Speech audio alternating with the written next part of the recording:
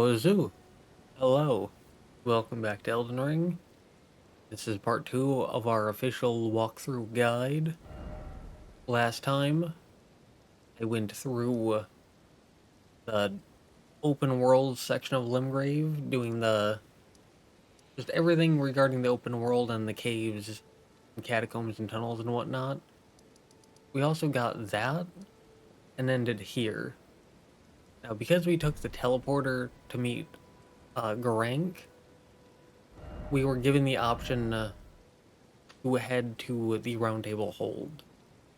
So what we're going to do is open the map, press the jump button to get this, press the lock-on button to mark this site of grace, and then we're going to agree.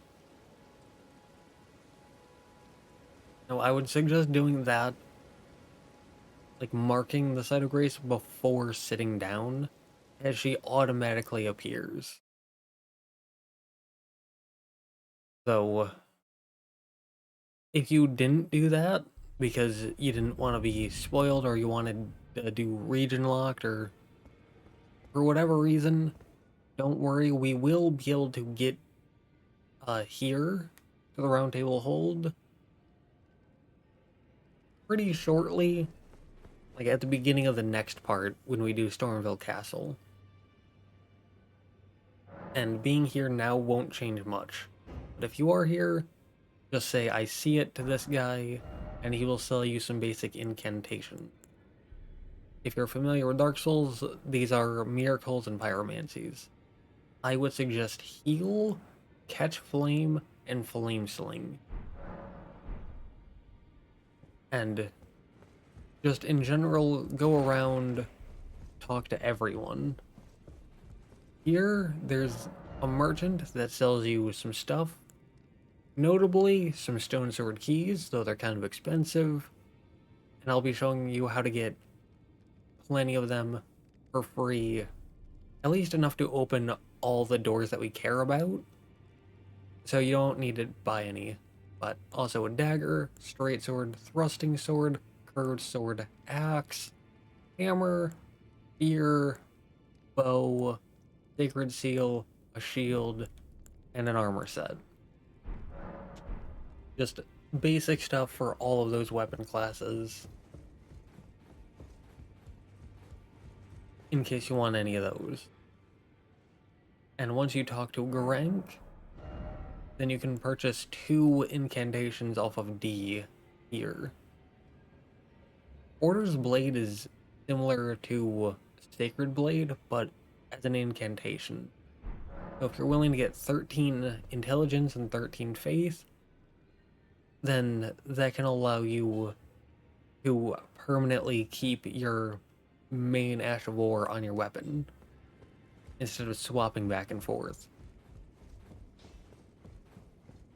But for now, we're mostly just going around talking to all the NPCs as the first step of their quest. For this one, allow her to hold you, and doing so, you'll get an item, but if you look at our health went down a little bit. Not much, but by a little bit. And that's because of the Baldachin's Blessing. And so, in order to get our health back, you're gonna want to pop that. And you'll get your health back automatically soonish. Now here, this is Hugh, a dedicated blacksmith, allowing you to upgrade your weapons beyond +3. We have 2 smithing stone 2s that we got in Limgrave, so we can upgrade our weapon there. And you have enough smithing stone 1s to upgrade a second weapon twice, as long as you followed the path that I took in part 1. Again, we didn't purchase any smithing stone 1s. We didn't get any as RNG, random chance drops. only what you could guaranteed get every single time. But from there, we're going to head back to that site of grace, and we're going to head onto this bridge, where we can get a free stone sword key,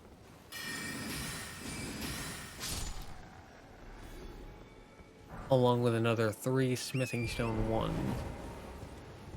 That's all we care about on the bridge, and now we can start heading down this main path, headed to the south, where we will quickly find Arena of Arena of Morne. Different blind woman with the same name. Accept her request to deliver a letter in order to get Arena's letter, and from there you can continue heading down the main path.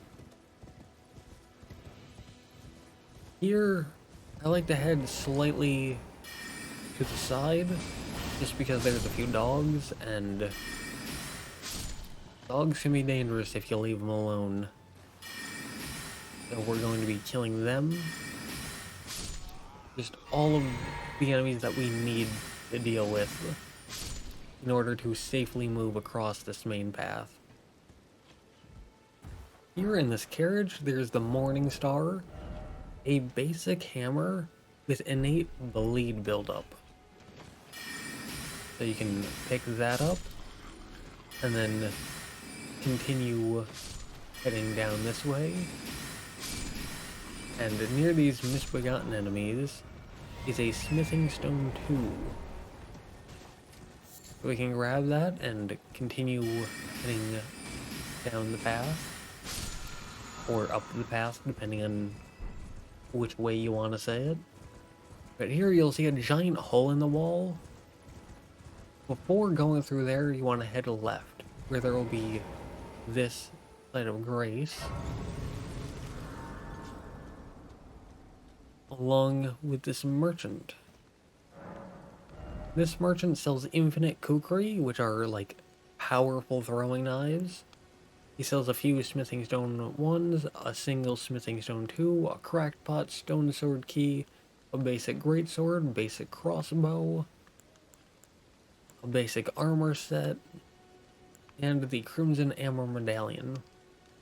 This is the life ring if you're familiar with Dark Souls. Just a ring that gets you slightly more health when you wield it. Or have it equipped, rather. And from there should be a spirit spring nearby. You can take that and land in the top of this tower. If you're familiar with Dark Souls, this is the Grass Crest Shield. A medium shield that has pretty poor stats, but does increase stamina recovery speed, and that stamina recovery speed more than makes up for the stats. And after grabbing that, we can head to the east, where there will be another one of these half bowls with a starlight shard. So we can grab that, and then head towards the tower that we're just kind of ignoring, but there's a pretty big tower here.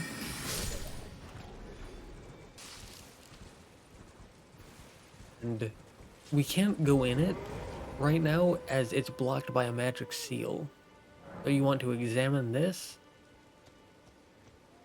and upon doing so, you can head into these bushes here, where you can find the first of 3 wise beasts.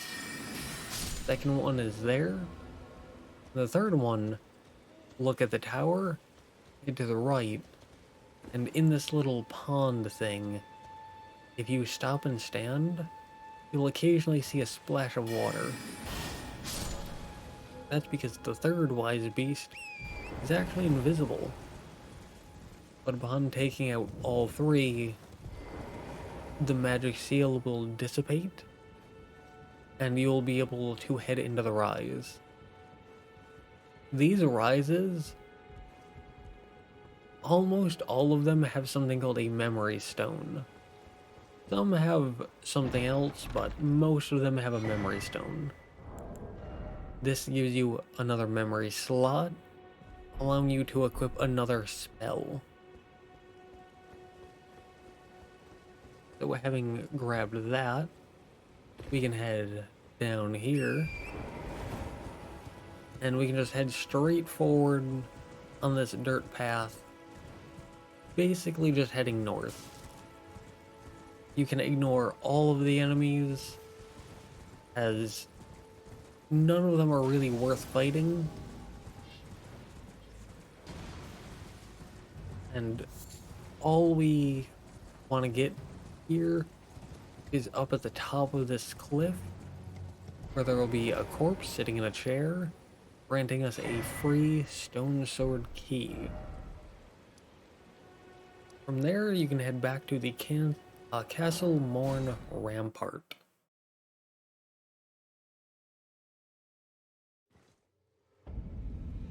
From there, you want to look to the west and just head straight west.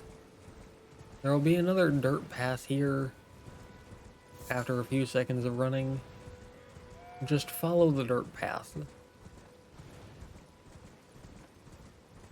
When you see this building, take the right path. Continue heading forward. You can ignore all of the enemies. And when you see this bonfire, you can turn to the right where there will be this church. You want to head into the church, grab your sacred tear, and then you can turn around and follow the path you just took, but in reverse. In case you've forgotten, those sacred tears allow you to upgrade the potency of your flask of crimson and cerulean tears, giving you either more health or FP. And they're going to be very useful. So from there, we can head through this giant hole in the wall.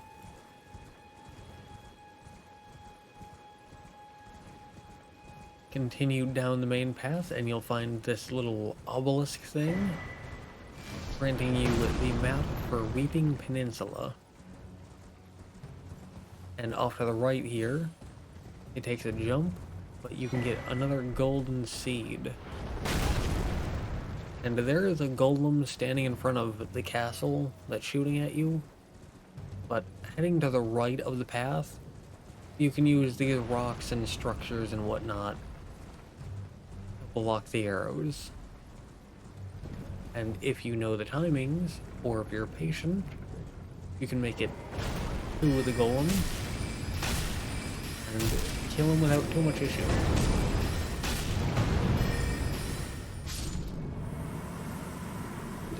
He does not respawn, so taking them out once clears this place up.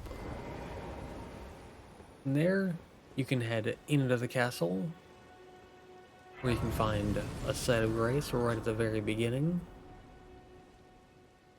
Rest to get your health, FP, and flasks back, along with increasing the potency of your flasks.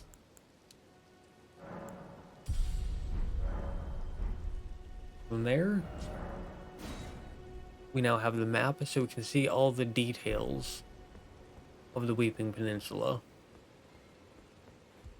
And we can head into Castle Morne.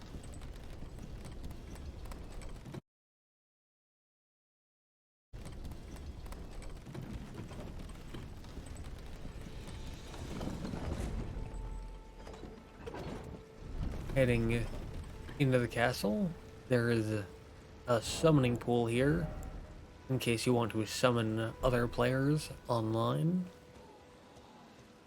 From there, you can take an immediate double left, getting to these two dogs. And they are protecting a smithing stone too. Now, there's a mound off to the right with a ton of misbegotten enemies. So you can slip past most of them. Not all, but most of them. By sticking to the left here.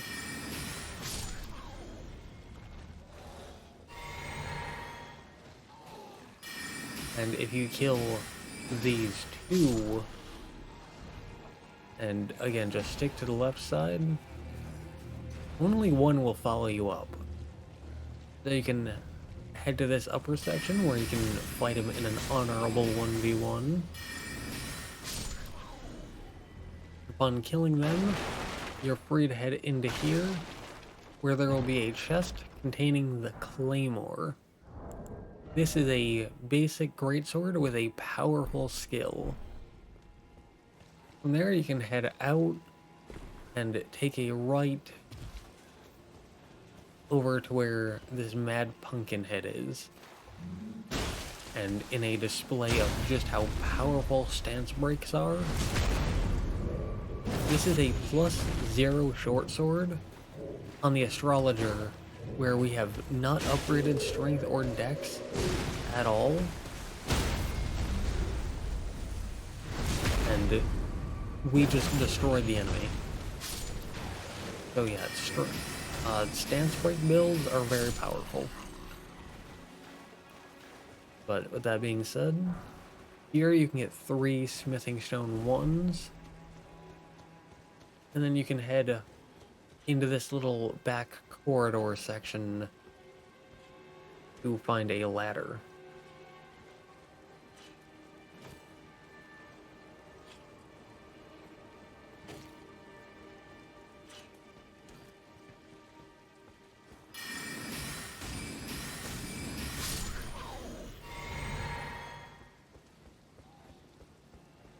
Heading up here, there will be 1 normal Misbegotten, also 2 winged Misbegotten. If you're doing a melee build, wait until they fire 2 shots quickly and then a 3rd shot after a slight delay, and that will have them lower themselves towards the ground where you can then easily hit them and they'll fall to the ground. But from there you can take a U-turn to the right to get to this little section. Beware of these barrels, as there is an enemy hiding behind, waiting to ambush you.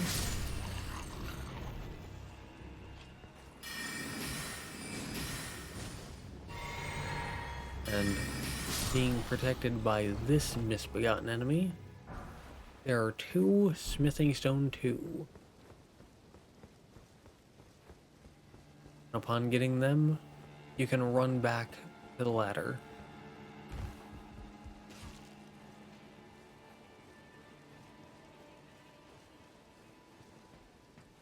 From there, we can take a left and jump over this, where you'll find some Godric soldiers fighting some Misbegotten. And for the most part, they're more concerned with each other than you, so you can just run past them and allow them to fight each other. As I've never had them chase me up here. But up here is Castellan Edgar. Talk to him and he will give you a sacrificial twig. If you're familiar with Dark Souls, that's a ring of sacrifice. But from there, you can deliver Arena's letter, and he'll tell you that he can't leave until a certain weapon has been secured. And so we have to go help him do that to continue his quest. And I figured, since they're not paying attention to me, these are some easy rooms. Then at the end of this little pathway here, we can hop off to the left to get a Sight of Grace.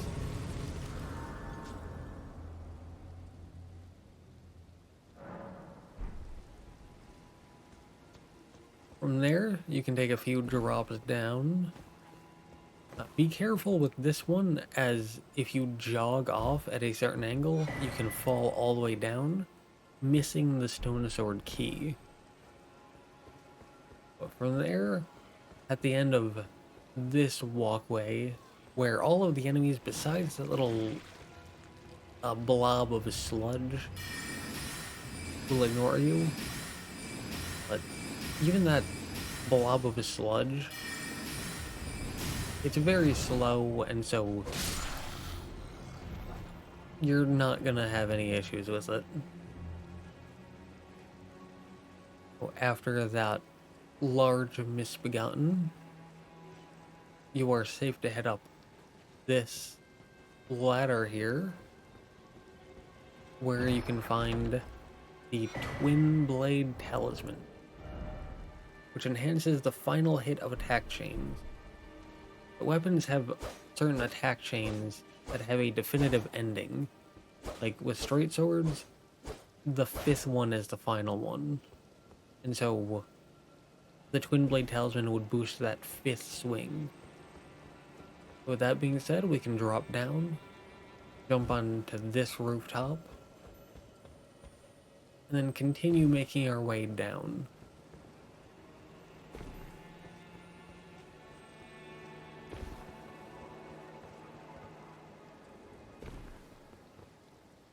Here, you can find a smithing stone 2 on a pillar. And then this room has some rats, along with a misbegotten, so it's better for your health if you just immediately leave that room and then kill anything that follows you. From there, you can head back into the room, kill everything else, and get the whip. This is the basic whip.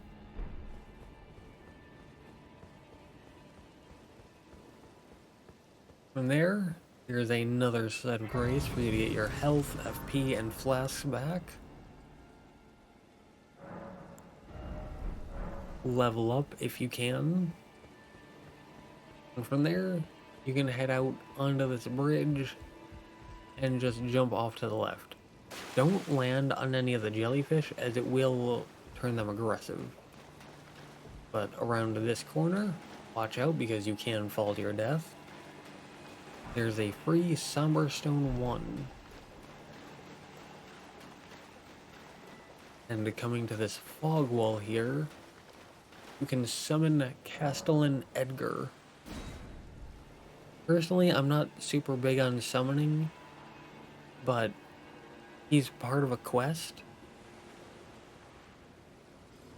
And so, because of that, plus the fact that this is an aggressive boss that many new players are going to have issues with, I'm going to summon him here.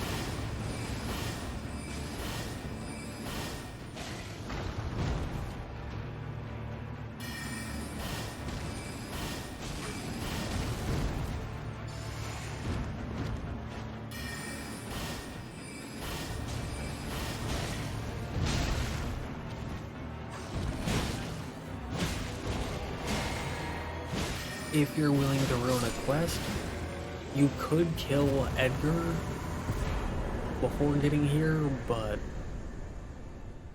that ruins a quest. So killing this boss gets you the Grafted Blade Greatsword, which has a unique skill that temporarily raises all attributes.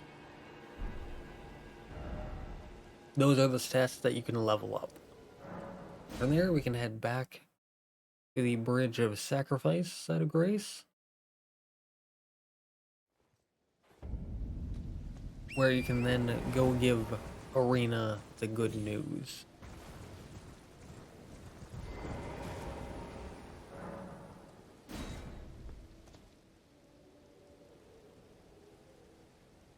Edgar says that the fault lies with him, though then turns his attention to revenge.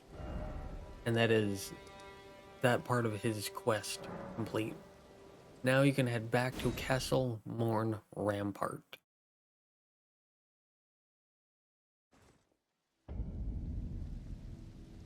From here, just for the sake of visual clarity, I'm going to wait until morning. That way things are brighter and easier to see, although this has no effect on gameplay. From there, we can head northwest, taking this dirt path. Now, our goal is this little orange and black circle on the map. You can pin it if you want, but that is a tunnel. Tunnels are packed full of upgrade materials and are always good to go after. Now, there you can go up or down. I think it's better to go down, as that leads you to the tunnel. You'll know that you're in the right place when you see these giant blooming flower enemies spewing poison. So just go past them, and in this corner here, you'll see the entrance to Morne Tunnel. You can take the elevator down, or you can take this little side path. The side path, while it is slower and less convenient, it does get you an extra smithing stone 1.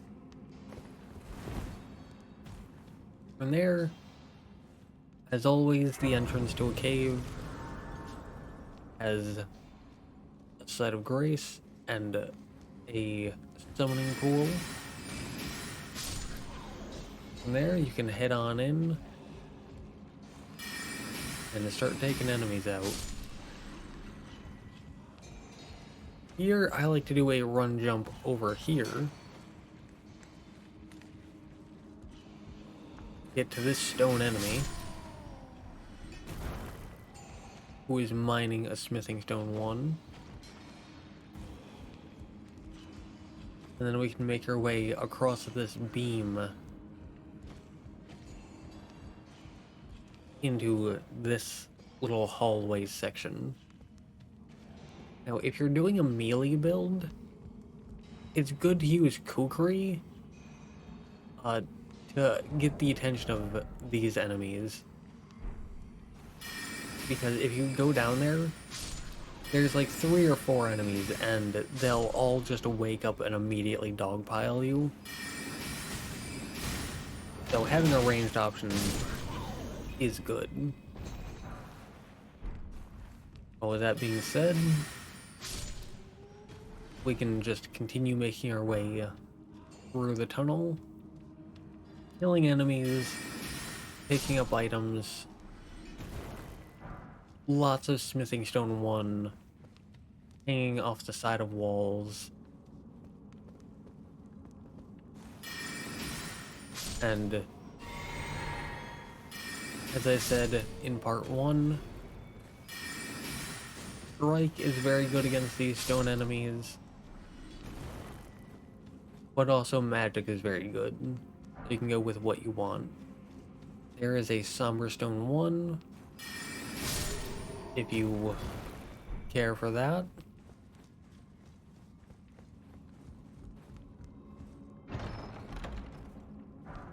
And there's an Exalted Flesh in here, along with a Golden Rune 4. And as I said in part 1, if an enemy drops an item, pick it up there's no reason not to, but I'm going to be ignoring the random enemy drops because I want these runs to be, I want there to be as little RNG, as little luck, as little farming as possible in order to make the run as repeatable as possible. And so I'm just going to be ignoring or discarding anything that is not a guaranteed drop. With that said, we can continue making our way through here. That group of Misbegotten is a pretty difficult trap for melee players, so if you're doing a melee build, be aware of that. So with that being said, we are nearing the end of this tunnel.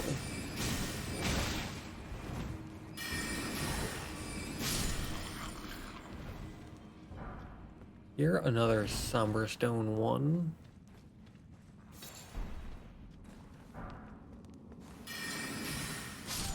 The final enemy before the boss.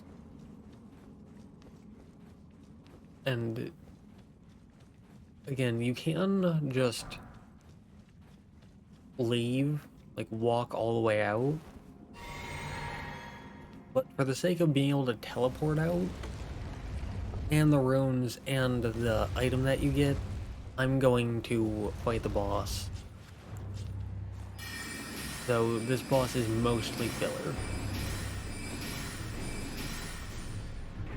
So if you want to leave, you won't be missing much.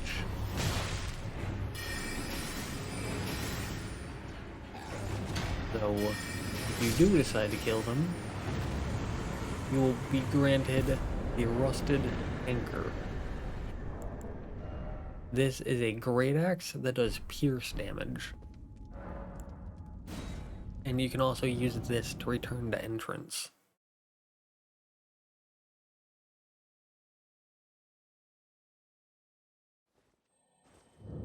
This puts you at the top of the elevator at the beginning, where you can immediately head out, up on Torrent, and when heading down, you will see the Spirit Spring jump that you can take up.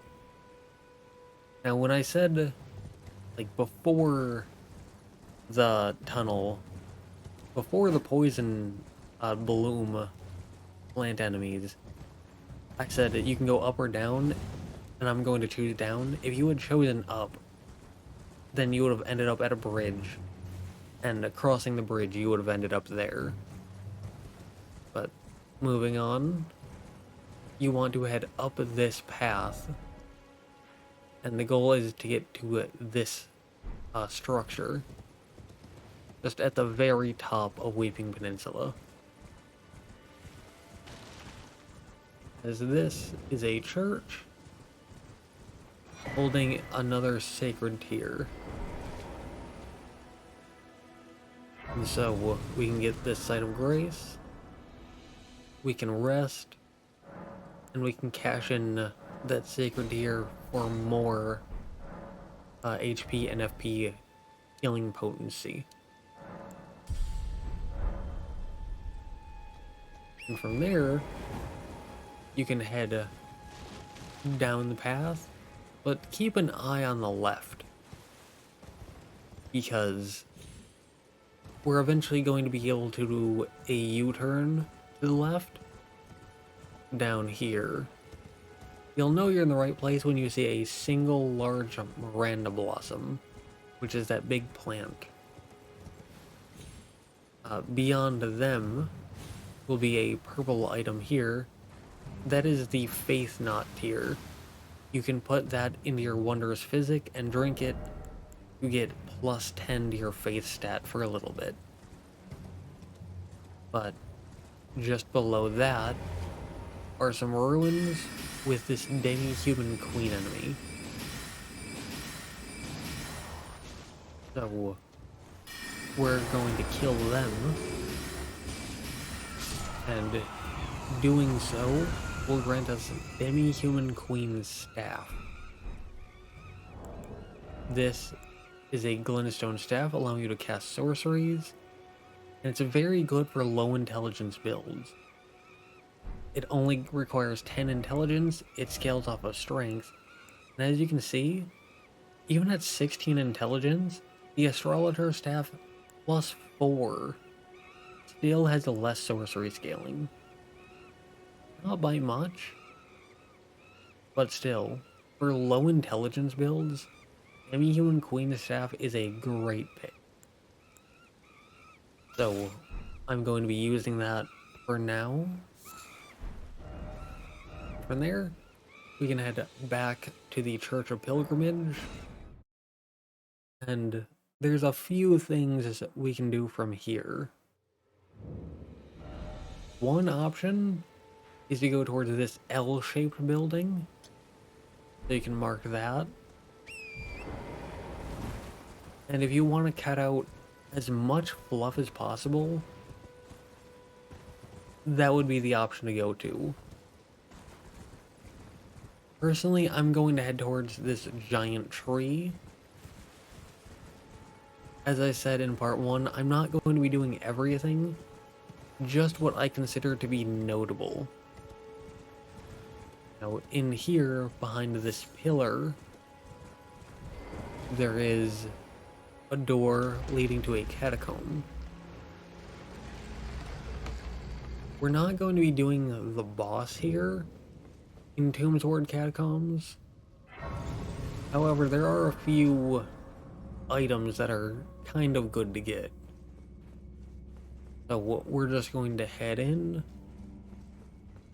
and if you took Sacred Blade off your weapon, I suggest throwing it back on. And here we can get a Grave Glowwort 2, along with a Grave Glowwort 1. Remember, Grave Glowworts are used for upgrading Spirit Ashes, the little enemies you can summon to help you as allies in certain locations. And so, you can get any normal one of your choice to +2 now, but also a Ghost Glowwort 1, allowing you to get special, powerful Spirit Ashes to +1. And that's all we came here for, so we are now going to leave. If you don't care for Spirit Ashes, you can completely ignore this step. But with that being said, we are just going to leave. Although, remember that big giant tree? Well, those always have 2 tiers, I suppose you can call them. The little things that you can put into your Wondrous Physic in order to gain some kind of boost. Now, yeah, these enemies dodge spells, so melee weapon is still useful. But not all of them will give you those tiers for free. Sometimes, most of the time, there is a boss here called the Erdtree Avatar. And the boss is pretty simple and pretty easy, pretty slow, although they do hit hard, so be careful. They also have one move where they slam their staff into the ground, and it fires projectiles at you, so beware of that. I tend to hop on Torrent and just ride to the side in order to avoid it. Outside of that, as I said, they hit hard, so be careful, but it is a pretty easy boss, meaning the runes aren't free, but the runes are pretty easy to get, and the 2 tiers are pretty easy to get as well. this Erdtree avatar specifically, will they drop the Opaline Bubble tier and the Crimson Burst Crystal tier. Crimson Burst gives you 7 HP per second for a limited duration, so a good heal over time, and Opaline significantly negates damage for 1 attack, making you almost invincible for 1 attack. From there, you can either ride to the L-shaped building, or you can teleport and then ride there. I'm going to teleport and ride there as it makes pathing a bit more simple. Now again, those 2 steps, hitting the catacomb and that Erdtree avatar, if you don't care about those things, you can easily skip them, but I think they're noteworthy enough to go hit pretty quickly. Now, down these stairs, there are 2 enemies. They have an explosive crossbow, so beware of that. And again, there's 2 of them. So, take them out, and then that will allow you to safely get access to the winged scythe. This is not the basic scythe, but the basic scythe, strangely enough, is found later in the game. I'm not too entirely sure why, but I decided to grab this one because it's the earliest one you get. But yes, there is a basic one that doesn't require faith, and you can customize the Ashes of War slightly later on in the game. Here in this L-shaped building, here's another sacred tier. And then here, there's a giant wandering mausoleum. And we're gonna go and break this thing down. So the way that you bring them down is by attacking these skull things on their feet. You don't need to break all of them. Just like at least half of them. And trust me, you'll know when you've broken enough. We're just going to move through, break some of them, and when rocks start falling and it starts to sit down, that's when you've broken enough. Now stay away, as it can be a bit dangerous. Once it gets down, you can head to the door next to the tree, and that allows you to duplicate boss souls, called remembrances. Although we have no remembrances at the moment, just keep that in mind for when you do get one. Now you can't duplicate every single one, as there are more remembrances than wandering mausoleums, so choose which ones you're going to duplicate carefully. But heading here on the map, slightly south of that L-shaped building, there's a merchant that sells a lantern. This doesn't give as much light as the torch, but it's put on your hip, meaning it allows you to have both of your hands open. So I'm going to purchase that. He also sells a few smithing stone 2s, a few stone sword keys, a lost Ash of War allowing you to duplicate an Ash of War of your choice, along with a Zweihander, the basic colossal sword, along with a few sacrificial twigs. Again, if you're familiar with Dark Souls, those are rings of sacrifice.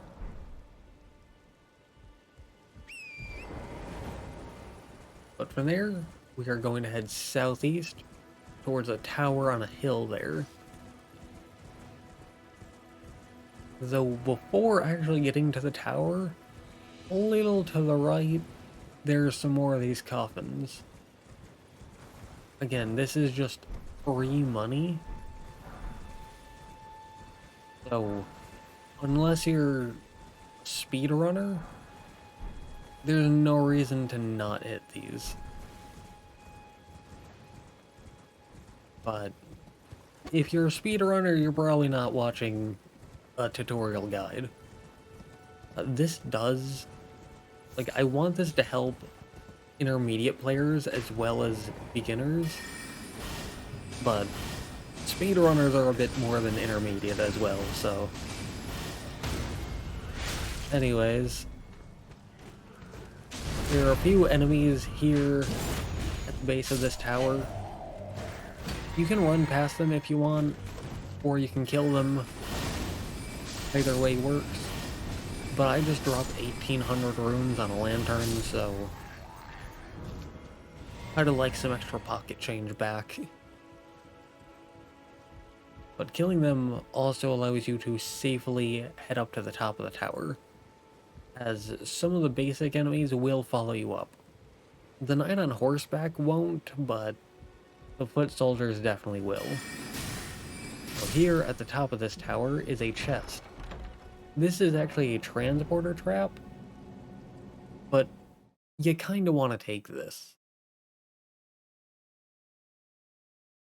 And as you can probably tell by the slightly longer than average load time, we're being sent very far away.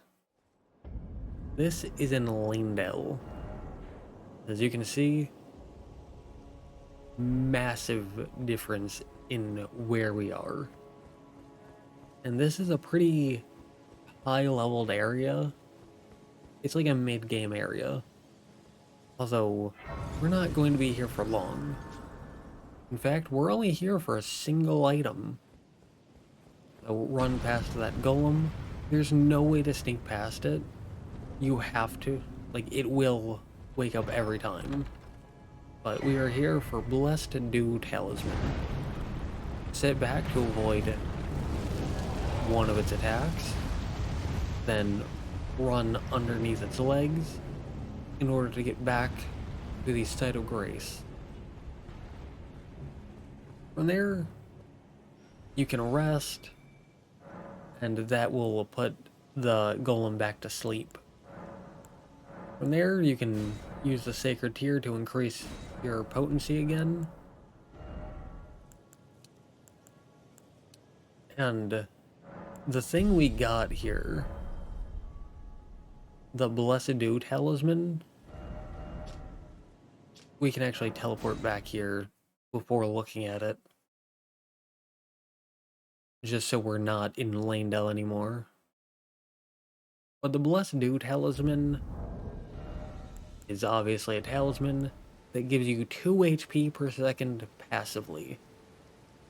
Not super strong, but this early on, you have low health, low flask potency, and so this isn't going to save you in a boss fight, probably, but going through an entire area, it can save you a flask or two, it can smooth over chip damage, and it's just a nice quality of life thing. And Axe Talisman is probably objectively better, but I personally prefer Blessed Dew. I think it's pretty neat. But with that being said, we went through all of Weeping Peninsula here, everything that's notable at least. So, we did that. Next time we will be doing Stormvale Castle. And with that being said, I hope you found this educational, I hope you found it to be entertaining, and yeah.